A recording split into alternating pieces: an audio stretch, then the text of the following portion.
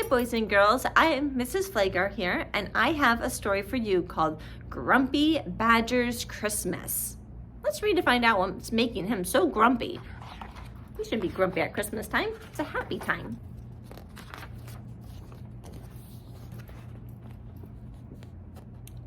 It was almost Christmas, and the forest was a flurry of activity. The animals were bustling here and there, putting up the Christmas tree, wrapping presents, making tasty cakes and cookies, while the young ones scampered about, squeaking with excitement. Everybody was looking forward to Christmas. Well, almost everybody. Grumpy Badger looked out of his window and scowled. "Merry Christmas!" shouted Squirrel. "Merry Christmas? Bah!" he shouted back. "What piffle!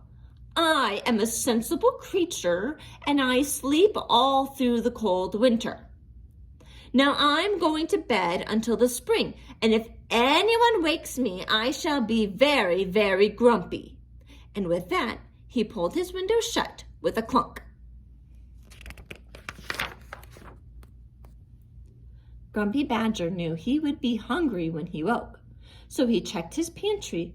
There were pies and pastries, hams and cheeses, crispy crackers, jars of fruit, and sticky sweet jams. "That should do," he said. Then he filled his hot water bottle and climbed into bed. He had just closed his eyes when there was a knock at the door. Knock, knock, knock. It was Mole. "Merry Christmas, Mr. Badger," he said timidly. "I'm sorry to bother you. I've been trying to put lights on the Christmas tree, but it's just too big. Could I please borrow your ladder?" "Christmas tree?"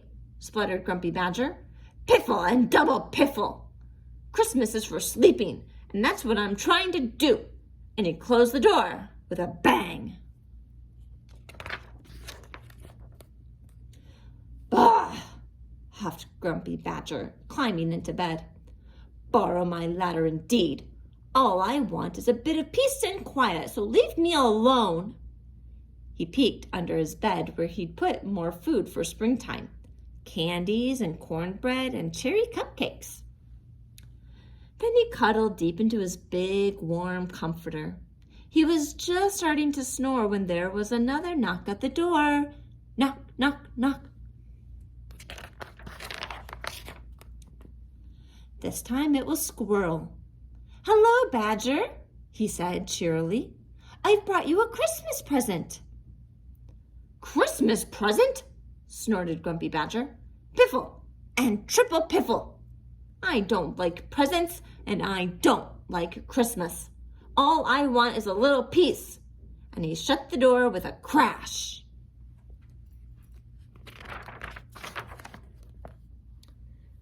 Now Grumpy Badger was really grumpy. To cheer himself up, he thought about the bottles and bottles of homemade lemonade he had in the cellar. Then he lay down and closed his eyes, but he couldn't sleep. His head felt a little chilly. Suddenly, there was loud banging at the door. Bang, bang, bang! "Oh, what is it now?" Grumpy Badger sighed. He was about as tired and grumpy as a badger can be. "Oh, Badger," panted Rabbit, "help! It's poor Mole. He's stuck at the top of the Christmas tree. Come quickly!" "Piffle!" shouted Grumpy Badger, "and triple piffle on top of that. Why can't everyone just leave me alone?" And he slammed the door so hard that the whole house shook. Slam!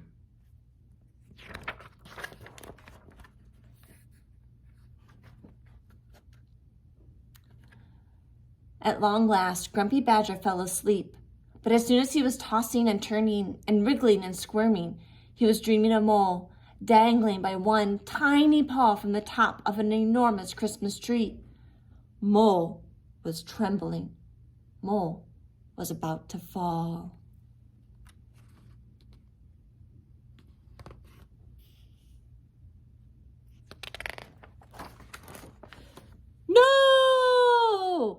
screamed Grumpy Badger, sitting up bolt upright and suddenly wide awake.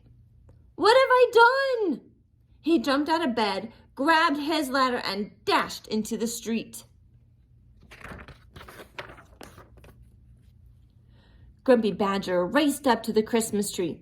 Hold on, Mole, he cried. He scrambled up the ladder, scooped Mole gently into his arms, then helped him down to the ground. I'm sorry I left you hanging, mumbled Grumpy Badger. I suppose I've been a bit of a grump. That's okay, said Squirrel, and he gave Badger back his Christmas present, a soft, fluffy nightcap. I've been so grouchy, said Grumpy Badger. What can I do to make things better? And then he knew. Badger's Christmas party was the best ever. There were pies and pastries, cheeses and hams, and sticky sweet jams, cookies and cupcakes, and bottles of homemade lemonade. They jigged and jived and joked and laughed late into the night. Merry Christmas, everybody, Badger cried.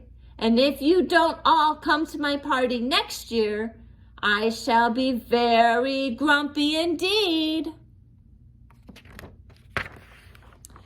The end. Boys and girls, I hope you enjoyed Grumpy Badger's Christmas as much as I did. So Badger here was really, really grumpy. So what events or actions happened that changed his feelings? And if you were Badger, would you have done the same thing that he did? Why or why not? Have everyone in your family discuss those questions together. And remember, everyone could have a different answer, and that's okay because these are your opinions. All right, boys and girls, you guys have a great one, and I will see you next time. Bye.